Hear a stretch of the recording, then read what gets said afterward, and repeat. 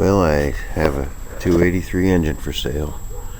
TO5 I6CF is what's up front, along with 375-6519 in the back. And 3774692 over there. Oh man, I can't really read that. Alright, I'll have to clean that up.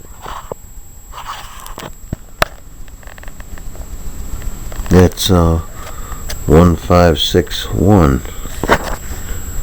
A B1561. So February 15th, 61 is that side.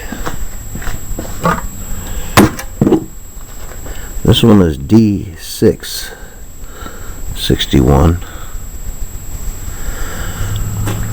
with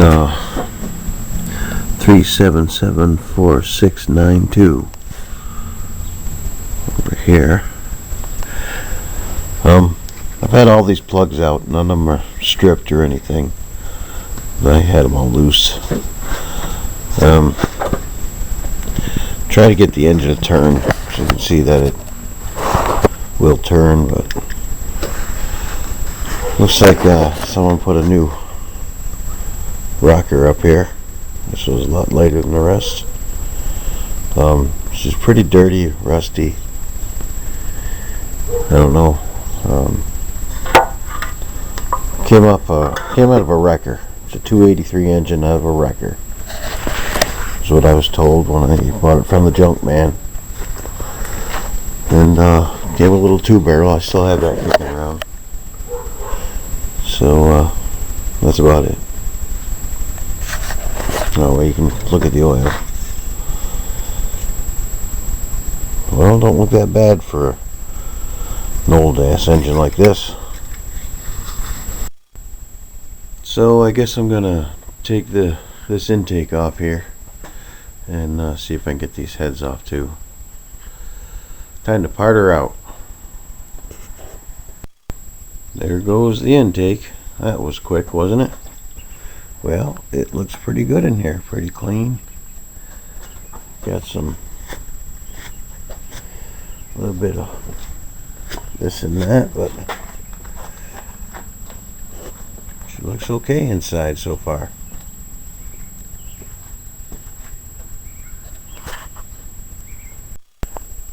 Well, I got one side off. What do you think, Roxy? It looks to be, maybe this thing wasn't blown up, maybe it was seized up from sitting a bunch of years. I don't know. I can't turn that crank, so I don't even know why I'm marking everything and bagging it for the right spot, just to stay in habit of it. I read that you gotta keep all the stuff in the same spot if you go to rebuild. But I've had friends say that they just kept all the parts and threw it back together and it ran. But I'd rather do it the right way if I can. Welcome to Chopper and Hot Rod Hell. I'm over here taking this 283 apart, and well, the heads is what's worth some money, I guess.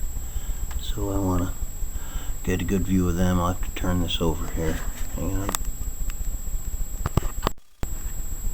Well, I used the butter knife and popped that gasket off. This is what we got here. Oh, I don't see any bad spots on these heads at all. I'm sure it's gonna need the heads are gonna need reworking. But they're all there, and it's the casting you want. And that seems to be just fine. Cast iron.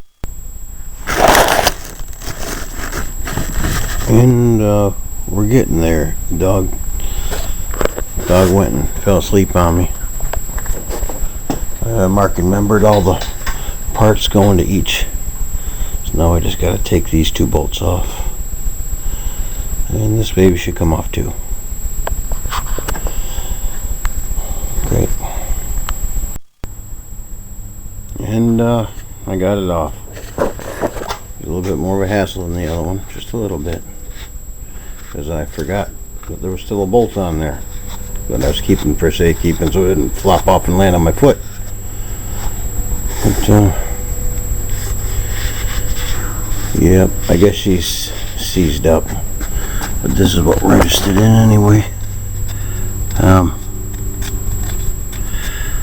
Trying not to bend this gasket, just in case I needed one sometime. I don't know how much they are, but I'm sure they're expensive. I don't know. I'll spin her around. You can see that side. Over here. I don't see any bad spots, but let me get this gasket off and we'll do another inspection.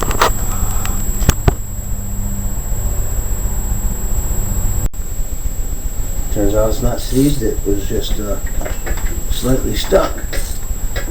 She's coming around nicely now. The oil's starting to flow.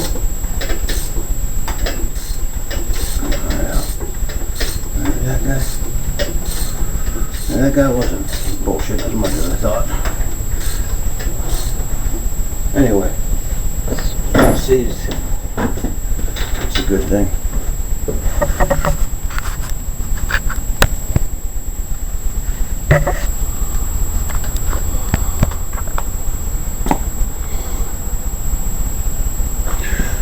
Well, this is how I finally got it to spin.